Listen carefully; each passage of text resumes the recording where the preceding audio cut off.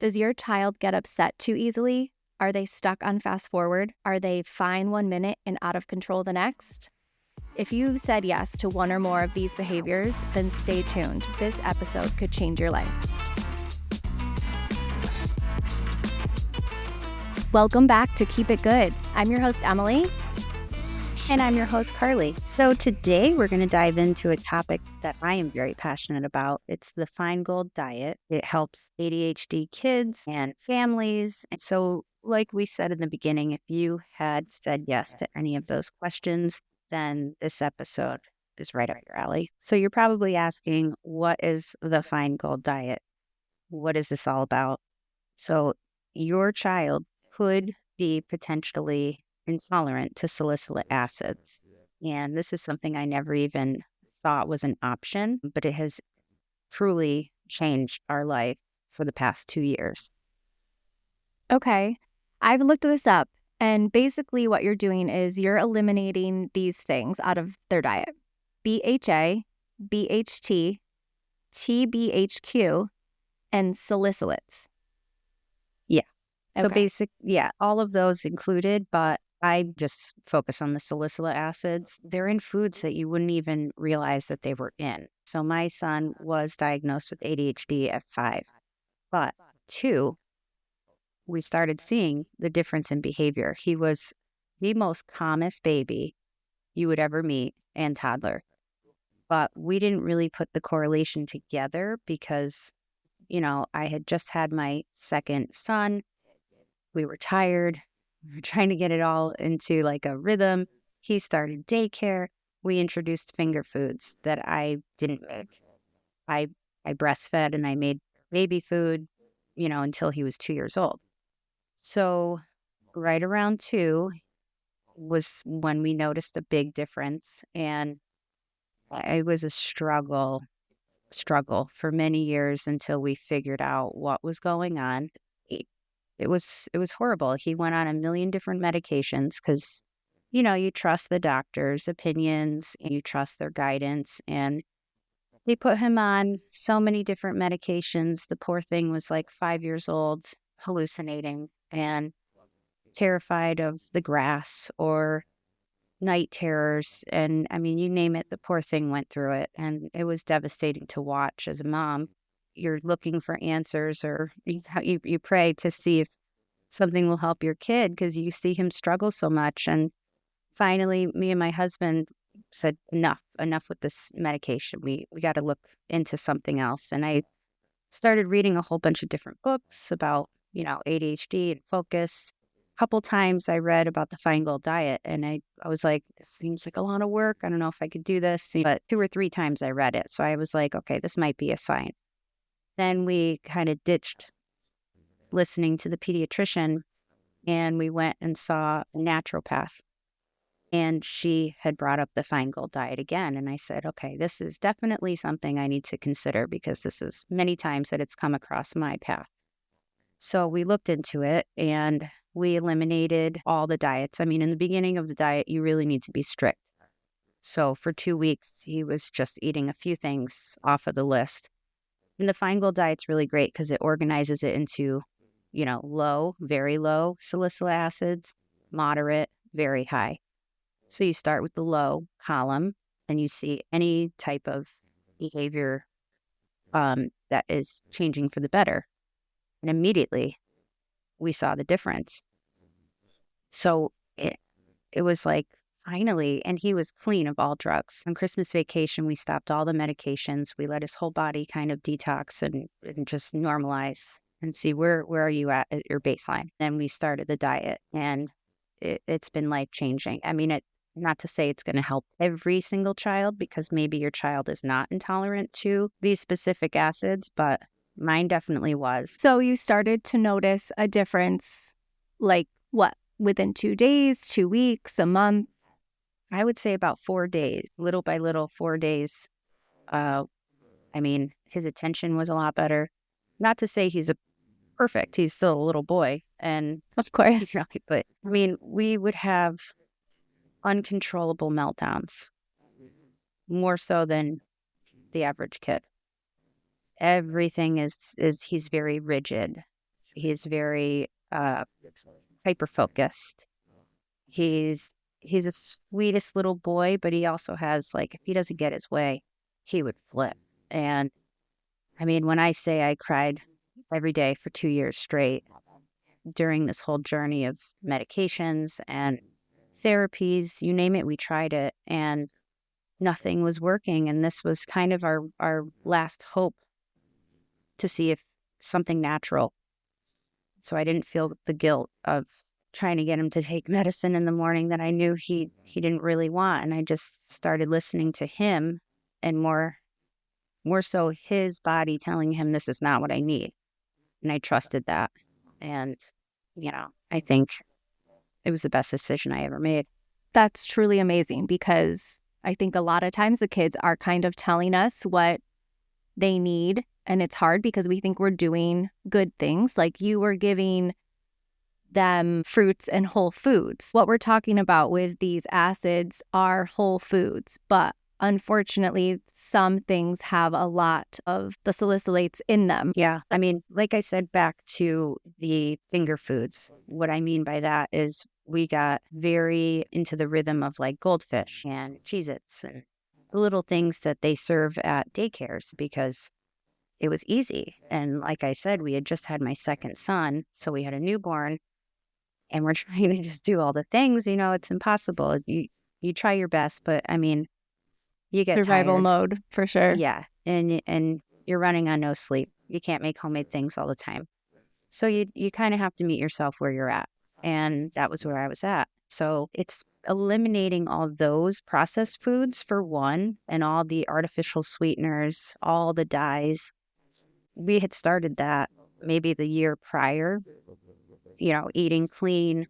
I would make them smoothies with strawberries and protein and all these things. But little did I know, strawberries are one of the highest fruits with salicylate acids. So you're talking all berries. Just there's a whole list of foods that contain these that you would never think. There's tomatoes. I mean, certain vegetables and fruits that you think are healthy and you want to incorporate in your kid's diet are really, they're not tolerating it well.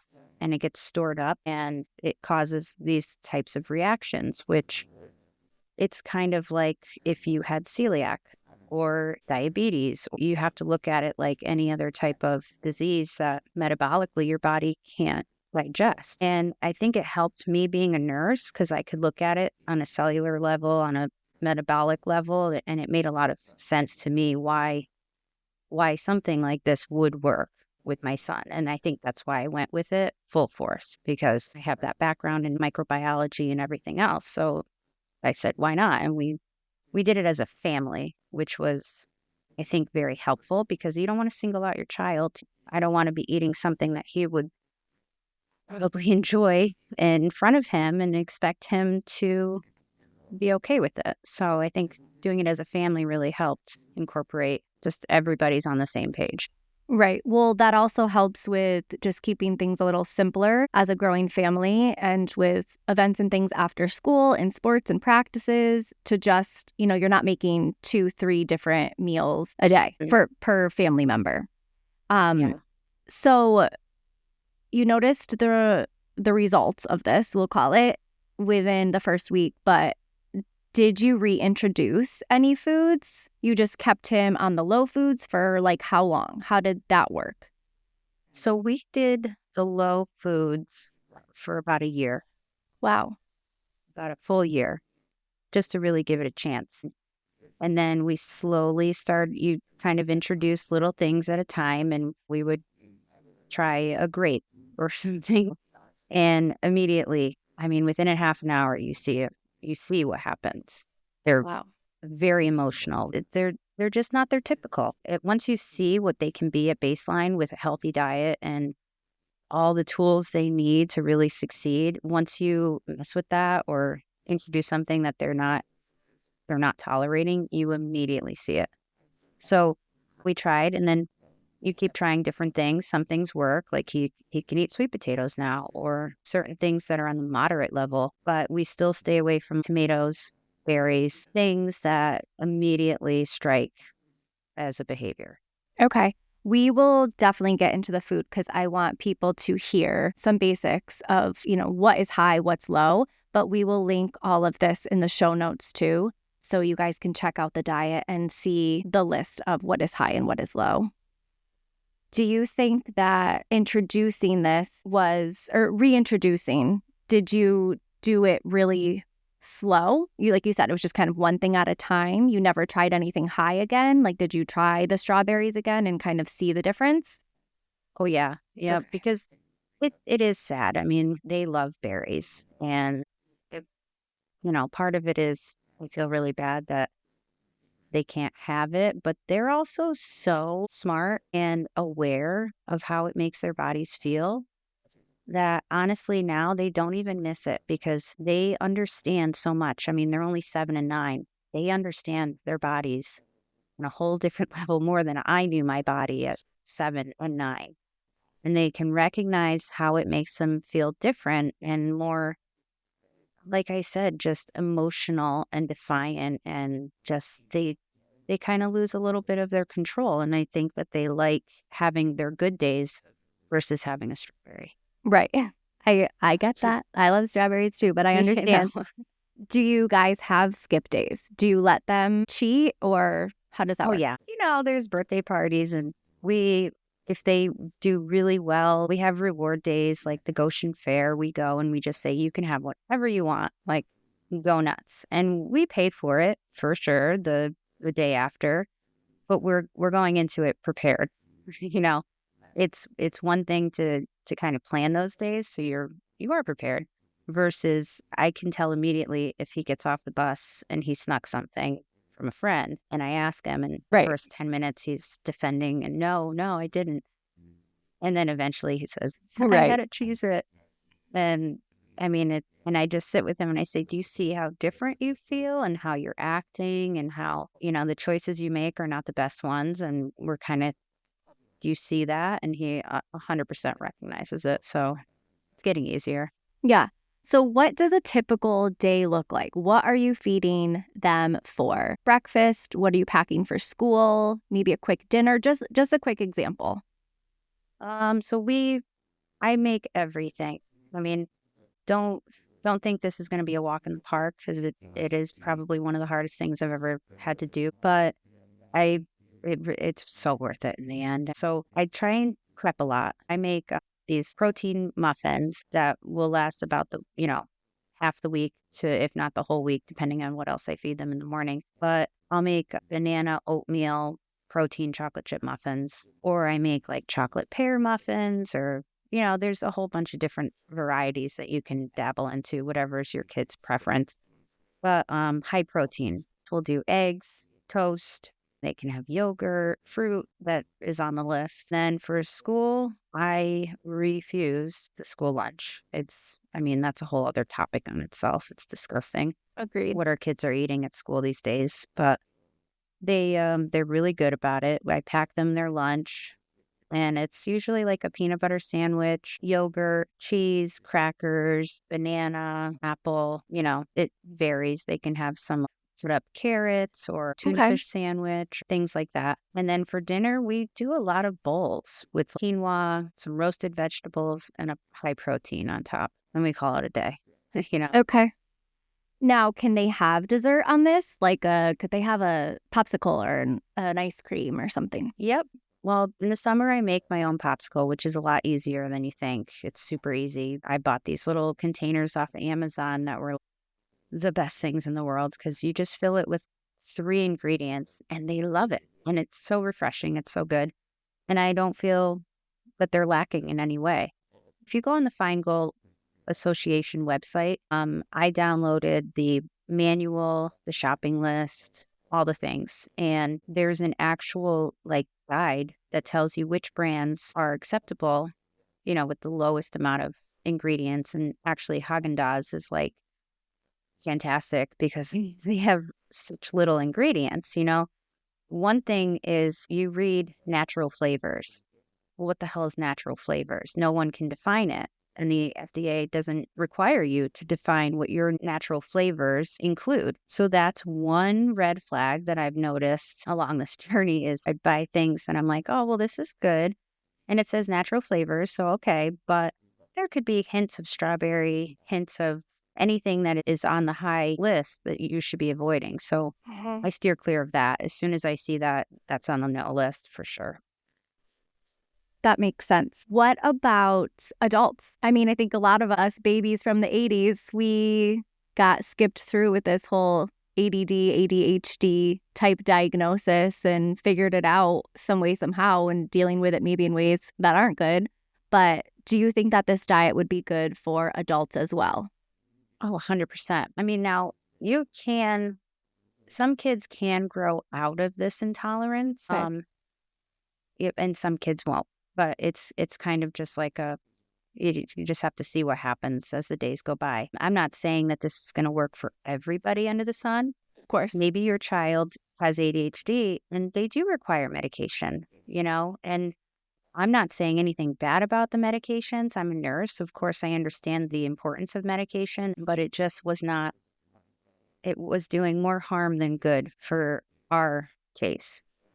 And I think even if you are an adult, right? And I think a lot of us got skipped as ADHD because our food back in the day was not as shitty as it is now. That's true. The dyes that they put in have increased by 500% since like 1983 or something crazy like that. I mean, there's no reason. There's dyes in everything. Right. Shampoos, moisturizer. Like, I don't need my shampoo to look pretty. I need it to Right. wash my hair. Yep. So they're unnecessary additives that have been additionally put into our food, which we're seeing the effects of it now with increased diagnoses left and right. Right. So I'm going to go over a little bit of a list that Carly and her family eat. So just to give people a little idea of some of the things that are low and what her family likes. So for fruits, some things that are low: bananas, golden delicious apples, red delicious, and pears. For veggies, carrots, broccoli, Brussels sprouts, onions, green beans, peas, beets, and turnips. Also leafy greens, right? Oh, absolutely. Okay. Can't get enough. Grains, quinoa, couscous, and farro. For meats, just pretty much everything, just as long as it's low nitrate. Obviously, grass-fed, grass-finished is best, but spices, salt, and garlic. How come no pepper? Do we know the reason? Pepper is high in salicylic acids. So is like Crazy. oregano, parsley, paprika, like literally all the spices. Oh my gosh. And yeah, so that's been a And then, like you said, they can have dairy because they can have milk and yogurt.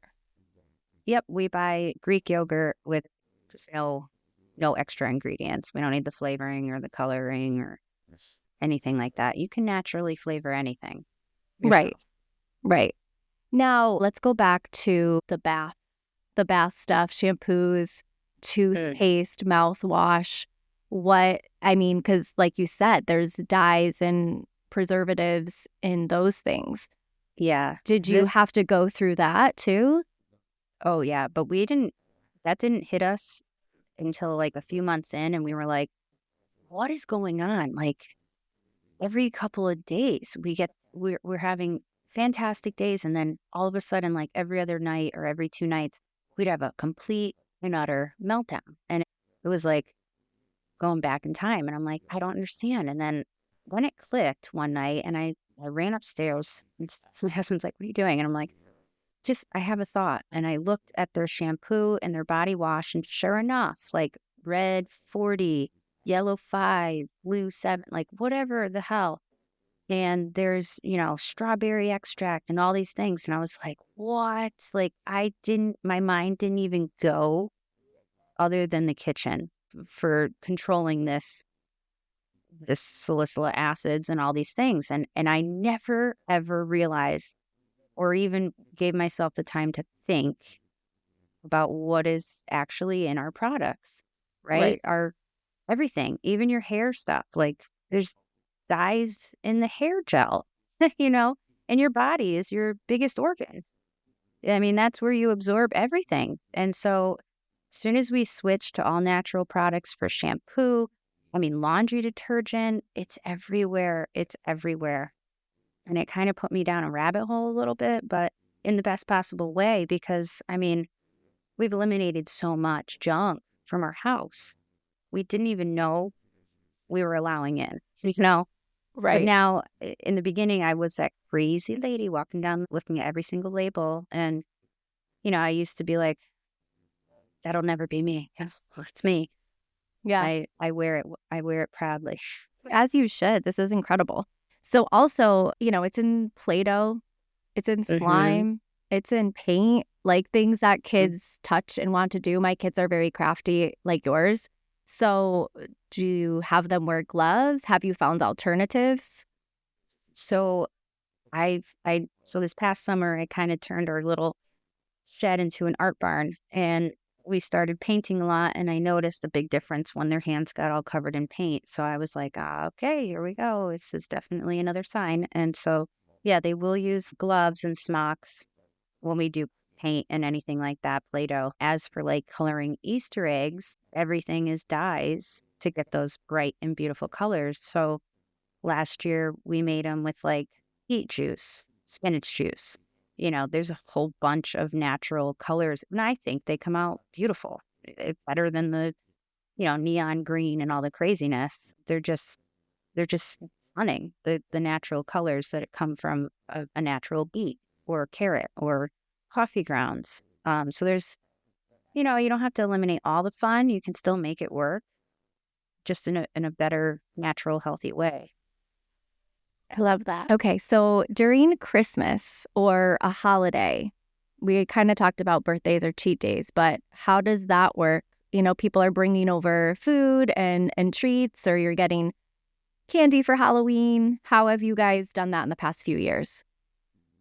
So Halloween, we absolutely went trick or treating. And what I did this year was I had a swap bag. So I bought candies that I knew they can have, and they gave me all their Halloween candy, and I gave them a bag of all the candies that they can have. It's basically all the same stuff. It's just eliminating all the junk. And then as for parties and play dates, those can be really hard, especially when all the other kids, we do cheat days, but like during Christmas, we can't have 15 cheat days, because then we're Right. way off track. So we got to pick and choose. And a lot of times I will pack their own dinner and snacks, and I make little brownies.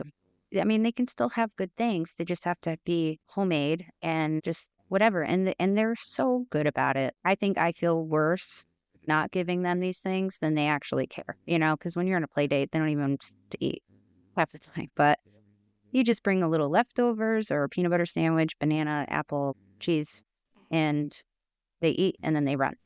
So you just have to plan ahead. Same with sleepovers. Like our parents are so great. They really support what we're doing, and they don't sneak foods or anything like that because they know how important it is. And they have also seen the difference. We have a 504 for him at school. And in the beginning, it was like, oh, yeah, I would get a call every single day from the principal. And oh my God, like, is this going to be my life? Literally getting a phone call every single day from the principal. I never went to the principal's when I was little. I was terrified of her. It was just never ending behaviors at school, lack of attention. He just couldn't focus. And then immediately after kindergarten is when we initiated this diet. And our 504 this past month, I mean, we're pretty much like, we don't have to do any special ed anymore. And we're just kind of talking about the fact that we probably won't need a 504 coming up next year because he's doing so well. I haven't had one phone call from the principal this year, and That's that's huge. incredible. That is so huge. I mean, that's just positive, reinforcement for us as parents that like, okay, I think we found the right path. Our kids deserve better. We want them to succeed, but yet we feed them like cinnamon toast crunch and then send them to school and expect to sit down and behave at 7 years old. Right. We're not doing them any favors saying yes to that stuff. We're really not. Right. It's definitely hard to wrap your brain around, I think, at first, but our kids' health is so important. It's not even just the kids. It's like us in general as a just as a human whole, like your body could potentially be reacting to certain foods that you're not even aware of. And yet you have constant inflammation, constant headaches, constant IBS or something else. And people are so quick to run to medication. And it's kind of hypocritical of me as a nurse. I try and get my patients off the medications. Like I'm trying to introduce, like, you can do this naturally. You don't need, because one medication leads to the next medication leads to this, and they all have their own different side effects. And then you need a medication for that side effect and this and that. And I mean, it breaks my heart when I go to do a morning pass and I'm giving this 83-year-old woman like 12 pills before 8 o'clock in the morning. I'm like, what are we doing? What are we doing? The first medication was food. That's the OG, your Yeah, food. Back in the day, they would use certain herbs and spices and flowers and foods to heal yourself. And I think we kind of have to take a look back and see what we're doing. totally agreed. I noticed when I was on Dr. Feingold's website that there are plenty apparent, plenty of story of success with this. And not just on the ADHD level, there's kids who are suffering from other things as well. I definitely recommend everybody take a look, see if it's for you. If not, you have something in your back pocket to try all the things to help your child or maybe yourself. But I think that you should give it a look. 100%. I mean, really, at the end of the day, you have nothing to lose. You're only experimenting with food. Right, And, the best possible outcome would be he's finally focused. right. He's in his normal body, right? Yeah. And isn't crawling Yeah. in. He's Yeah. got all the tools he needs to have a successful life now and a clear mind. And like I said, it's not a fix all. We still have our days. We still have our issues that we work through. But I mean, compared to where we were when he was 5, it's night and day. And a lot of it could be maturity as well. But I mean, even as a 5-year-old, we were dealing with some stuff that a 5-year-old typically shouldn't be exuberating. Right. It's just an incredible story. So say you try this out and you see no difference, right? These are just a couple of superfoods if your child does have ADHD and is on medication and you just want to give them an extra boost. Bananas are huge because they have a lot of potassium, fiber, magnesium, vitamin B6. It's a superfood for ADHD. Leafy greens like kale, spinach, these are huge for them. Contains the iron and the magnesium. Salmon with the omega-3. Omega-3 is such a great supplement, and you don't even have to supplement. Like I said, you can find it in certain foods. That is big for ADHD. Almonds, basically anything high in protein. You want to fill your body with a high protein diet so that your brain can function at the best capacity it can. So those are just some things that, in case this Feingold diet did not work out for you, these are a few little ingredients you can add. Each family goes through their own journey. They find what works, what doesn't. This just happened to work for us. And I had never heard about it until I started researching different alternatives. So hopefully by you hearing this, it just kind of opens your eyes to a whole other option. So I'm going to leave you with a quote this week. Since we talked so much about food and medicine, this one is a classic by Hippocrates. Let food be thy medicine, and medicine be thy food. All right, guys, remember, keep it good.